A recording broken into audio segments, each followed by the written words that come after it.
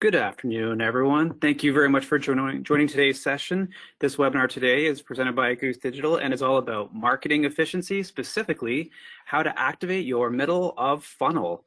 My name today is Kevin Butler, and I'm joined by a special guest we'll introduce shortly. First, before we get into things, maybe we'll go through today's agenda and a few house rules. First and foremost, we encourage any questions you may have. You can enter them into the questions box in GoToMeeting. We will try our best to get to them at the end of today's session. If we don't, we will make sure to follow up with your answer to your question in the coming days. We'll also be recording this session today, and so within the next 2 business days, we'll be emailing out a copy of today's presentation in full. And jumping into today's agenda. So first and foremost, we'll introduce Goose Digital if you don't know a lot about our organization, as well as our special guest, X by 2. We'll talk specifically about today's speakers, and then we'll get into the core 4 sections of how one can activate the middle of their marketing funnel, starting with pivoting their programs, jumping into the actual sales and marketing funnel, really specifically keying in on what I believe is the overlooked stage in all of this, how to scale lead generation efforts, and how those pass through into true middle of funnel marketing to help round out your marketing program. Finally, at the end of the session, we'll have hopefully time for a few questions, which myself and our very special guest can do our best to tackle and answer. So a bit about Goose Digital. We are a marketing automation focused agency based here in Toronto, Canada, with offices across Edmonton and Vancouver.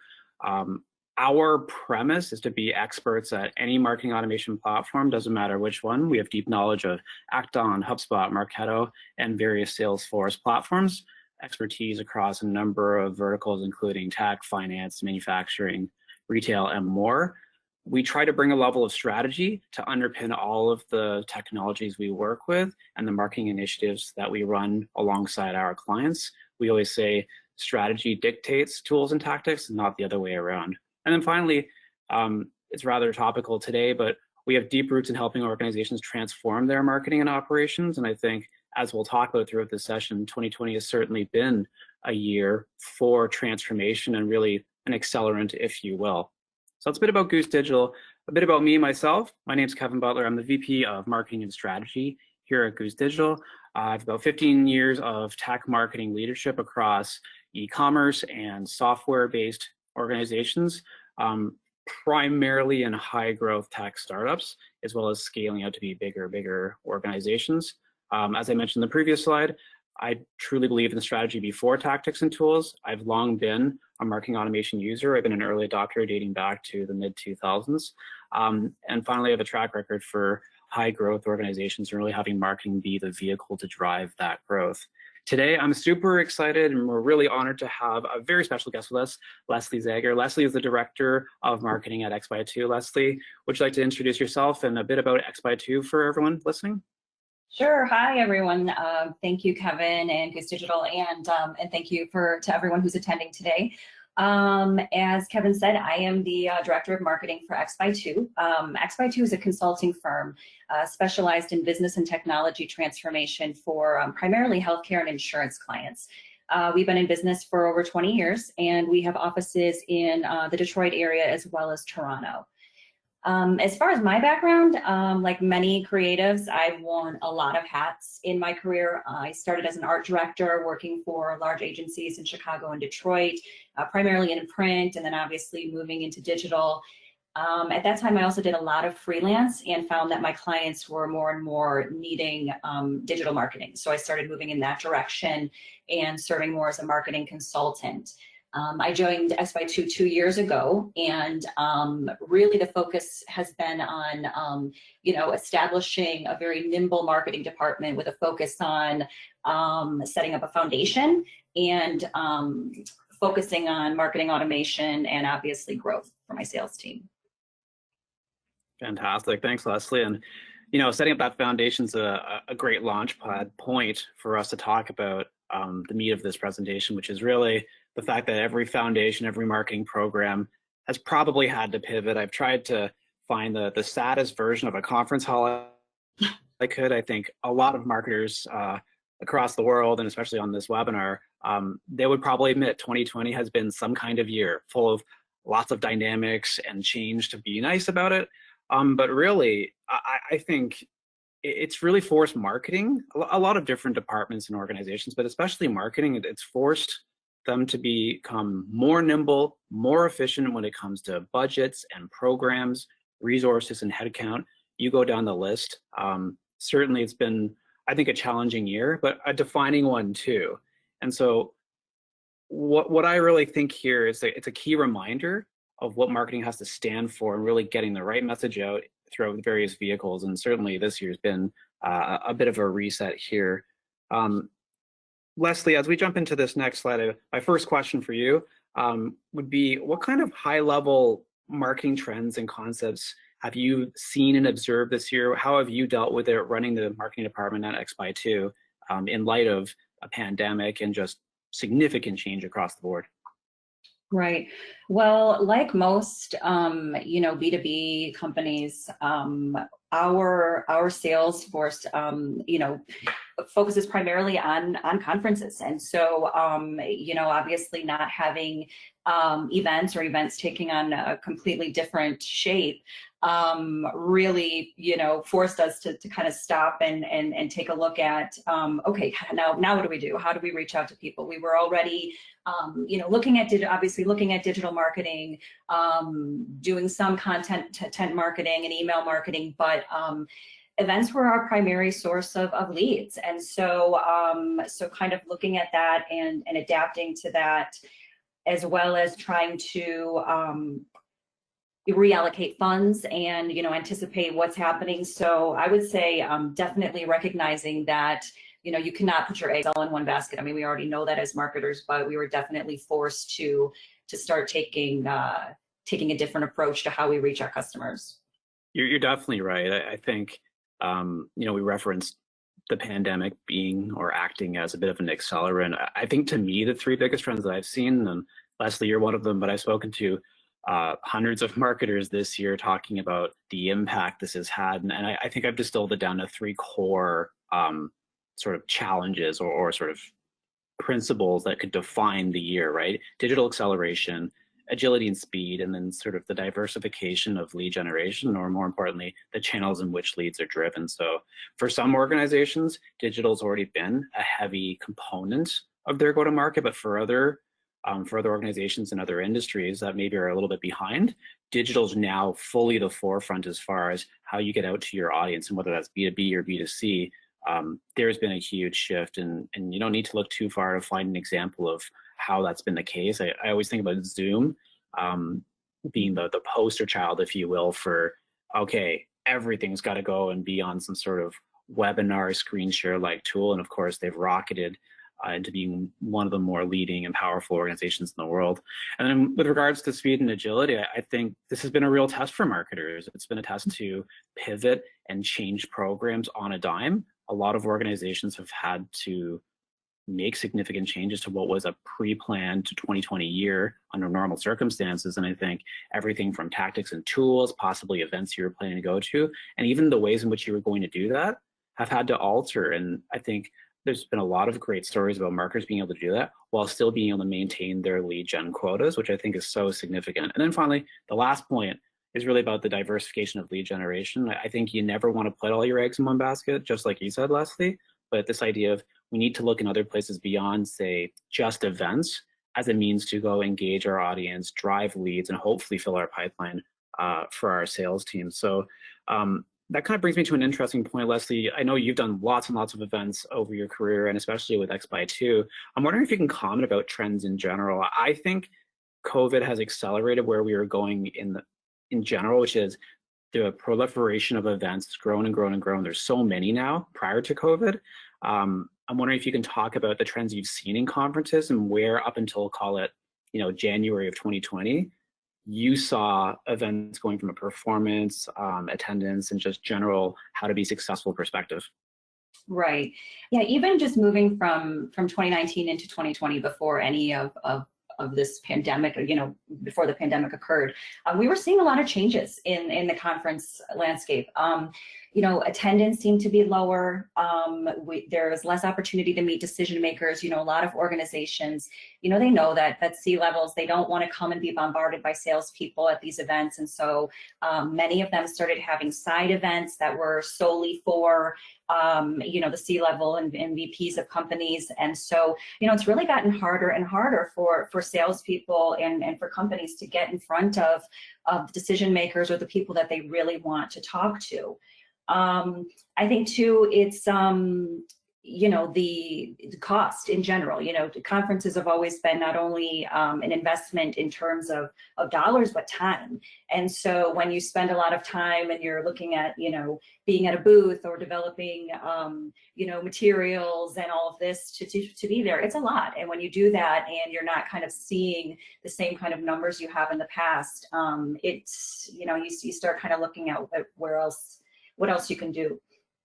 Yeah, I think you're exactly right. And for everyone listening, we started working with Leslie and the X2 team a little over a year ago, and with the vision and idea of saying, how do we broaden and grow our marketing program? We'll continue to do at the time what we thought would be a whole slew of events going into 2020 and beyond, but how do we enrich or add to our marketing program and diversify, take a little bit of pressure off events in general as a means to continue growing pipelines. So that's kind of where we're going anyways, in light of Leslie's comments and just general observations about how events have gotten harder, the results have gotten probably not quite as good over the years. They've down-ticked a little bit. And I think that leads into this, right? This is sort of the growth of responsibility marketing has in the true end-to-end journey of a lead turned prospect turned customer. And I think, to me, when I look at this slide and I talk about it, it really is, it's geared towards identifying the interchanging roles of both marketing and sales in that end-to-end journey, recognizing there will be parts of the journey that are led, if you will, by marketing, and there'll be other parts of the journey that are led by sales. And I look at it as it's a real teamwork approach, or it's much like your favorite TV show where lead actors and actresses swap in and out of certain scenes depending on what's required to tell the story. And it's very much the same case here. And I think going back to events, even if events were generating all kinds of high quality leads, at the end of the day, it really still only tackles the two left-hand stages predominantly, which is the branding and awareness piece, as well as the lead gen and potentially qualification. After those two stages, things get critical into that middle of funnel, which I'm really excited to talk about in a few slides' time. But you still need to have a broader marketing program and ability to connect with those leads, even if they were taken from and met at an event. And I think, again, events only speak for part of that end-to-end journey. Leslie, I'm wondering, my question for you is, I'm wondering if you've noticed marketing being needed more across the end-to-end journey in general over the last few years, and how you view marketing supporting some of those additional stages after branding and lead generation. Oh, definitely. I mean, I think that we know, obviously everyone's, every salesperson's hope is to, you meet someone and,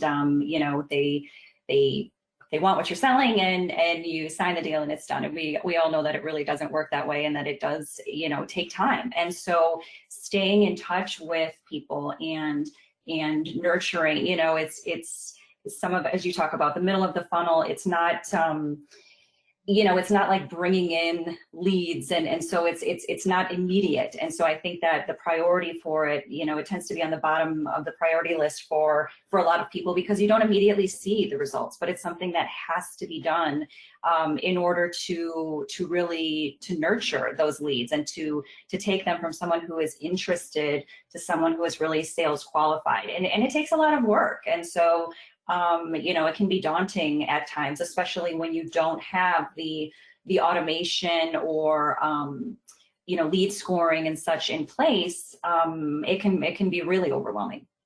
Yeah, I'm so glad you said that. And that's sort of our transition point to our section number 2 here, which is that very sales and marketing funnel, and of course the overlook stage. And I love talking about the funnel because I think it's so interesting. It's universally, as I jump into the next slide here, universally, every organization has some version of this funnel, and you might have different stage names, and you might have more than these stages, and that's totally fine. I would almost encourage that. That really means you're getting into how your business operates, how it generates leads, and what are the things required to pull a lead through into being hopefully a customer.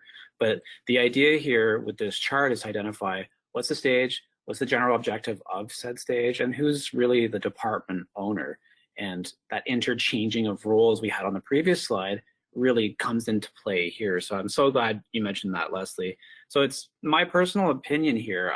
This is what I see on a daily basis. I've got air cover. It's really just sort of that stage that's really hard to attribute type marketing, branding, and awareness. Some tech companies do it more than others, and certainly manufacturing type brands and CPG do it a lot too. But I like to separate the two, because I think if you're truly going to market with top of funnel marketing, it's really all about acquisition, lead generation, and getting form fills to help understand who is this audience that you're starting to engage, whereas air cover is a bit more hard to sort of pinpoint, if you will. So I think a lot of organizations are pretty good at top of funnel. Almost every organization I talk to has a level of focus today on top of funnel, whether it's driving great results or results that have room for improvement. There's a focus there. Most organizations will tell you they need more leads. They probably do, but that's really always been the focus. Then skipping down 2 steps, most organizations also have a pretty good bottom of funnel capability. Once an opportunity is identified, there's a known need on the prospect side and a true active buying cycle. Most organizations are pretty good at running a process, whether it's really slick or sort of adhering to the prospect's needs, to be able to go and close and win a decent percentage of them in a bankable sort of way. I think moving back up to the middle of the funnel, that's really where organizations struggle. And I think there's a few reasons for it. In no particular order, I think there's sometimes a resource issue where they just don't have enough hands, brains, and people to actually go and spend time to understand what's going on in the middle of the funnel. There's probably a lack of understanding and awareness as to what do we do here. And as we'll talk about a bit later in today's session, it's really the marriage of technology, strategy, and process in order to do that. But it's really, to me, the least served section or stage of the funnel, and it really represents a core alignment between marketing and sales. Leslie, I'm wondering, I'm putting you on the spot a bit maybe, but I'm wondering if you can explain in general, prior to what we've been doing here, how did X2 used to handle middle of marketing funnel? I would say, kind of piggybacking on what you just mentioned, is that like a lot of smaller marketing departments, it was a bit neglected. And so because you're so busy working on day to day, you're so busy about bringing in those leads, making sure that you're as strong as possible at events, that you're supporting the sales team when they need you. And so, it kind of gets pushed to the wayside. So obviously, we were doing our best, but a lot of the, it becomes ad hoc. It becomes ad hoc. And so what happens is you're having, a webinar here, you're sending out an email there. And, we all know at the end of the day that it's not that it doesn't work, but it doesn't work as effectively as having a comprehensive, robust campaign that's really kind of moving people along and identifying where they are. So, we were kind of just doing things piecemeal and, seeing what the engagement was. Okay, we had this many people attend, so, well, now what should we do? Well, we'll try to get another call out. Now we have it, with the benefit of lead scoring and automation, it takes away, it helps to really make it a lot easier to address that middle of funnel more effectively. So, my final thought here, and then we'll move on. I love what you said there. Is the middle of funnel to me is sort of, this is the make or break moment in marketing efforts and campaigns. Most organizations, like I was saying before, they can find a hot lead, push it through a process, and open up an opportunity and sell to enough of them. And that's sort of good. What takes a marketing campaign from good to great is the ability to understand leads who aren't ready today, but be able to then track, measure engagement and correlate that to when they may be sales ready, and then create an opportunity from that later. Not all leads are born equal, as we'll talk about, but this idea of, okay, some have active opportunities right now and some will have active later, and it's about using middle of funnel tactics to actually understand when those needs truly do activate. So we're talking about lead generation. How do you scale it up, and how does the lead generation efforts find their way into the middle of funnel marketing? And I've tried to use this diagram to say, how do you really build up your middle funnel marketing? Well, it really starts with lead generation. And so to me, this is a screenshot here on the right-hand side from XBY2's website. And what we've really tried to do is standardize what we call a marketing qualified lead. And so marketing qualified is 3 attributes. 2 of them are key as noted here. Industry, job function, and of course, country. And so a combination of different attributes in each of these 3 filters or categories really make up what's a qualified lead. And qualified lead doesn't mean that you're going to do a deal with them tomorrow. It means it's a good lead for us to take a further look at, to continue marketing to, and eventually, if engaged, pass over to sales. And so what we've done here, and Leslie, I'll ask you this question in this comment, is what we've tried to do is standardize through dropdowns on both industry, job function, as well as country, that map exactly into Salesforce as a CRM, so that there's no guesswork. All the answers are standardized, they filter through nicely. I'm wondering if you can talk, Leslie, to the key concept around segmentation, thanks to these sort of standardized responses in the particular fields. Yeah, this is definitely kind of the first, the first step and kind of the cornerstone of this automation that we talk about. We work with multiple, as I said, we work with insurers and healthcare clients in both the US and Canada. And so, there's multiple markets that I'm dealing with, to have to manually look at each of these leads and determine, okay, what did they look at? Are they an insurance client? Are they a, healthcare client? What are they interested in? It really lets me focus on looking more at the quality of the lead itself, because that first step, I already know that they're meeting the criteria that my team and I have set for a marketing qualified lead. Yeah, absolutely. Like, it would just be a nightmare, I think, if it was an open field to try to create automated rules around every possible answer you can think of that a prospect might fill out and complete. For sure. And I think one of the other aspects I like about this is the mapping between the form as well as in the back end in Salesforce. And so this works out really well, even if you were to drive 1-by-1 leads off of, say, a landing page, and even if you were to upload a mass list of leads, for example, if events came back, right, that all of this is fully automated. And my final point here is this scales, which is really the key, right? If you were to drive 4,000 leads tomorrow, it wouldn't matter as far as this process and how you actually segment. And so that's really key to me. And from there, we've got into some lead scoring, and it helps you interpret the leads. And Leslie, you already spoke about it. I was planning on asking you about this idea of you can't manually review all the leads. So to have this sort of structured, standardized process to identify good from bad leads is just so critical. So on the note of conversion, I wanted to call this out too. This is an automated email letting Leslie and the Goose team know a lead has in fact met marketing qualification criteria and has in fact been converted into a sales qualified lead following a number of engagements or touch points, and a lead score that's moved up high enough to say, okay, we think now, based on all the actions that this prospect has taken, that this indicates to us there's a more immediate need worthy of a sales rep's time. Lastly, I'm wondering if you can talk to the process of how an instant high quality bullseye leads are flagged and the value that offers not only you, but your sales team. Oh, definitely. I mean, it definitely takes some of the guesswork out of it and surfaces, the cream rises to the top. So I don't have to worry about missing something and, getting a hot lead score or, seeing that someone has moved through the funnel.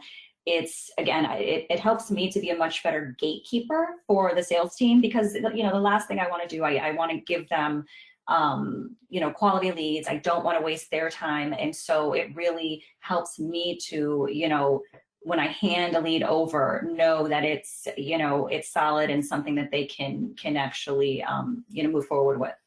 I think it's a great point. It's such a good one. In fact, this idea of the communication between marketing and sales is critical. It doesn't necessarily have to be you writing emails all day, every day to your sales team, but these automated messages are key too. And I think they have to be clear as to what they are, and they have to be able to be factual, truthful, and really in sync with the needs of sales for them to continue to trust that marketing is driving the right kinds of things. And for a rep to look at an email like this and say, okay, I've really got to get on and follow up with this lead. We know they're good. We know the diligence marketing's done and how they measure things. I think that's such a great comment.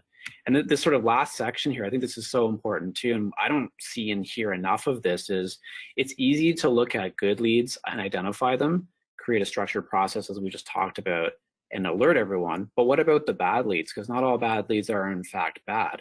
And I always like to have this line of unqualified today doesn't necessarily mean unqualified tomorrow. So in this case, what we've done is we track all leads with their lead scores, including unqualified leads.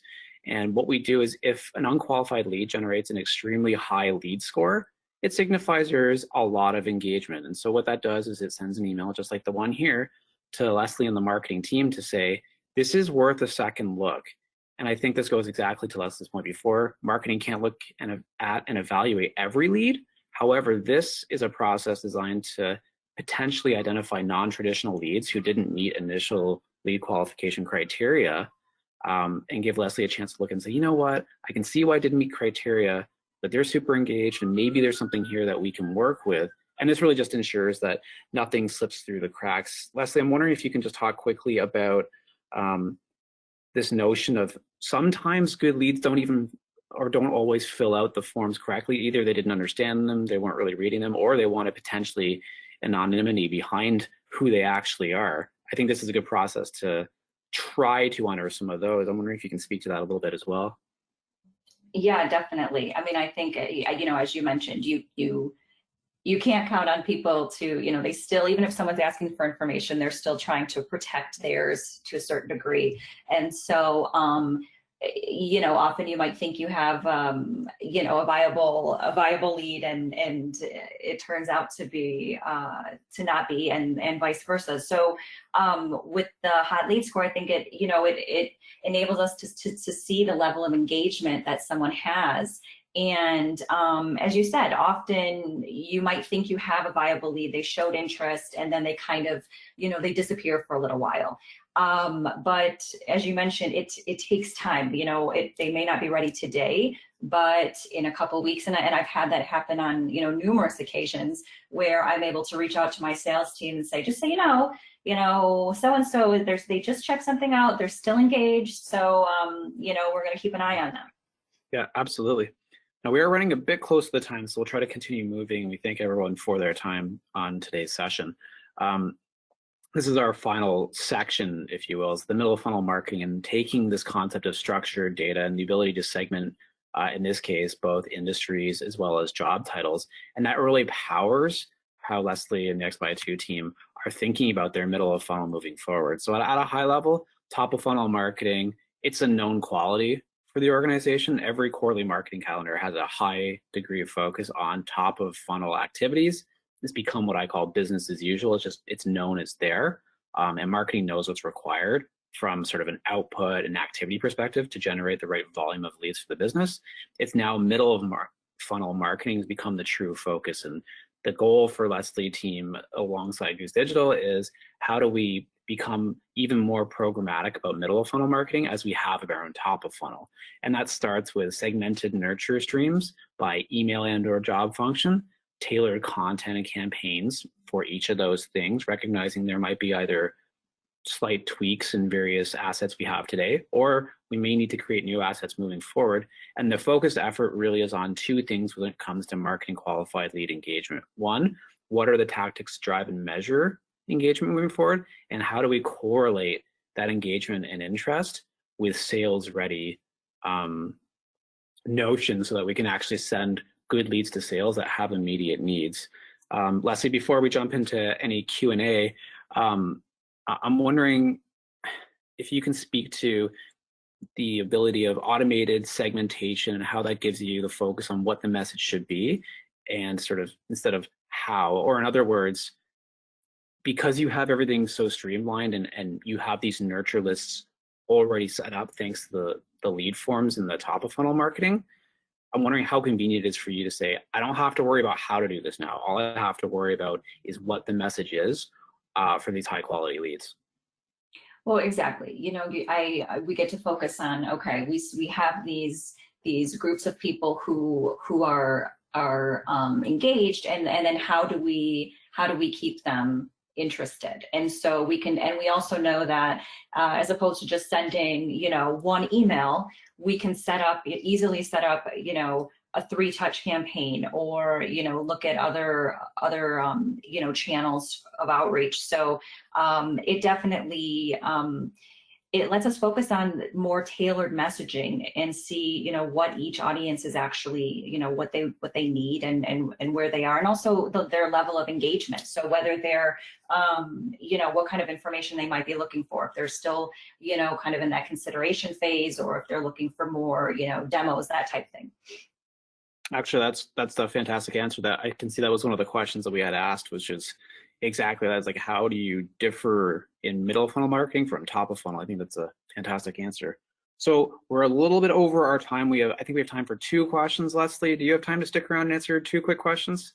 Of course.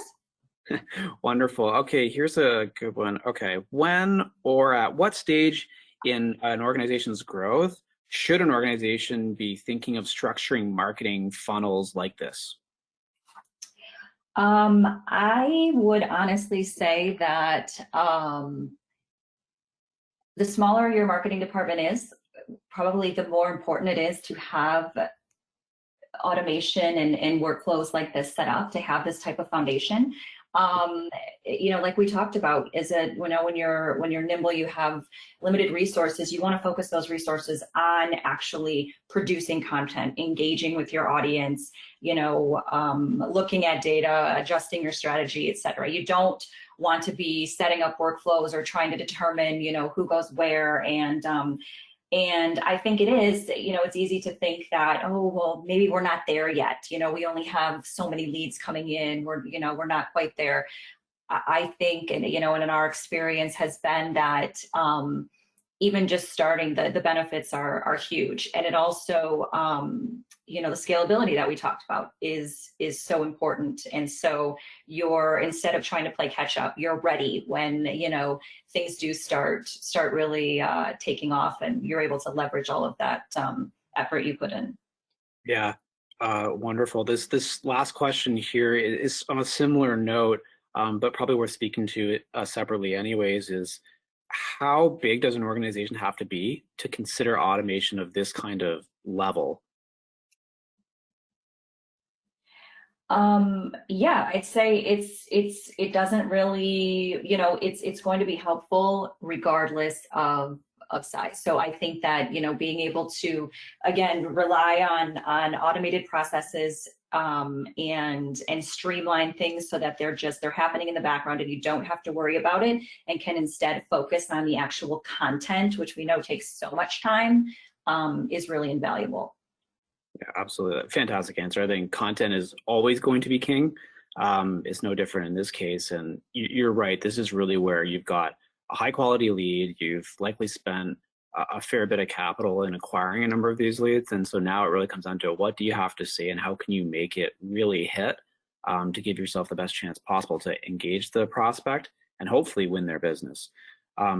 Fantastic answers. Thank you so much, Leslie. I also want to thank you for your time and joining us today to talk about your story and how you're approaching middle of funnel marketing. We have contact information here on our screen for Goose Digital. I want to thank everyone for registering and watching today's session. Thank you so much. A reminder, we'll be sending out a recording of this webinar within the coming 2 business days. Thank you so much. Happy holidays. We appreciate you stopping by today. Have a great day. Thank you. Thanks, everyone.